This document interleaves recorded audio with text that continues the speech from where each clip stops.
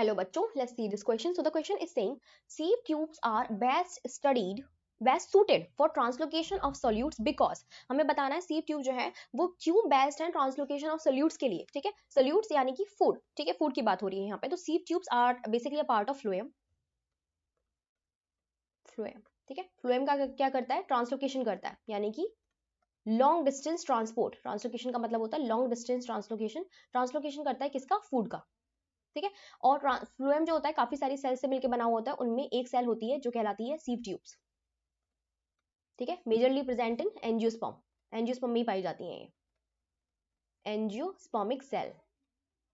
ठीक है, then we have companion cells, then we have fibres, and then we have parenchyma. Parenchyma.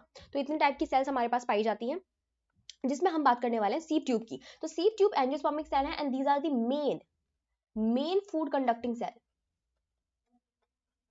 Main food conducting cell. बात करें इनके structure की, तो बेटा इनका स्ट्रक्चर कुछ इस तरीके का होता है. ठीक है, इनमें इस तरीके से एंड वॉल्स प्रेजेंट होती हैं and these end walls are perforated. ये एंड वॉल्स कैसी होती हैं, परफोरेटेड होती हैं, यानी कि पोरस होती है. इनकी एंड वॉल्स क्या हो जाती हैं, परफोरेट हो जाती हैं. परफोरेट होने की वजह से इनमें क्या हो जाते हैं, पोर्स बन जाते हैं. तो ये सीव प्लेट, एंड वॉल पे पहले प्लेट पाई जा रही थी, लेकिन प्लेट क्या हो गई, परफोरेटेड हो गई, तो इसकी वजह से हमें यहाँ पे पोर्स पाए जाने लगे. तो these are सीव pour. सीव pour.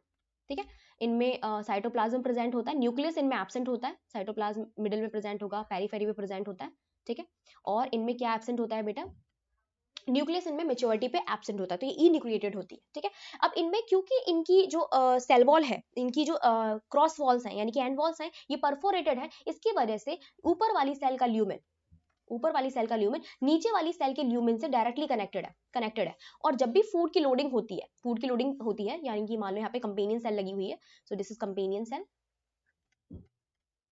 Companion cell में फूड लोड करती हैं, तो ये फूड की जैसे ही लोडिंग होती है यहाँ पे, और इन क्या कहते हैं, ये जो इंटरकनेक्टेड ल्यूमेन पाया जा रहा है, इंटरकनेक्टेड ल्यूमेन इंटरकनेक्शन पाया जा रहा है बिकॉज ऑफ परफोरेटेड सीव प्लेट. इसकी वजह से ये फूड जो है एक ल्यूमेन से दूसरी ल्यूमेन में, यानी कि एक सेल से दूसरी सेल में बड़ी आसानी से मूव करता है. ठीक है, so this is all companion cell. Now they are asking कि क्यों बेस्ट है ये ट्रांसलोकेशन के लिए.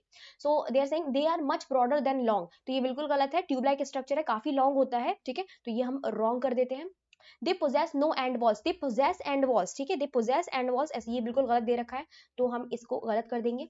Then we have they have higher number of pits. तो बेटा pits are not present in, हमारी सीव सेल्स में पिट्स प्रेजेंट नहीं होते, सीव ट्यूब्स में पिट प्रेजेंट्स नहीं होते हैं, तो ये हमारा रॉन्ग हो जाएगा.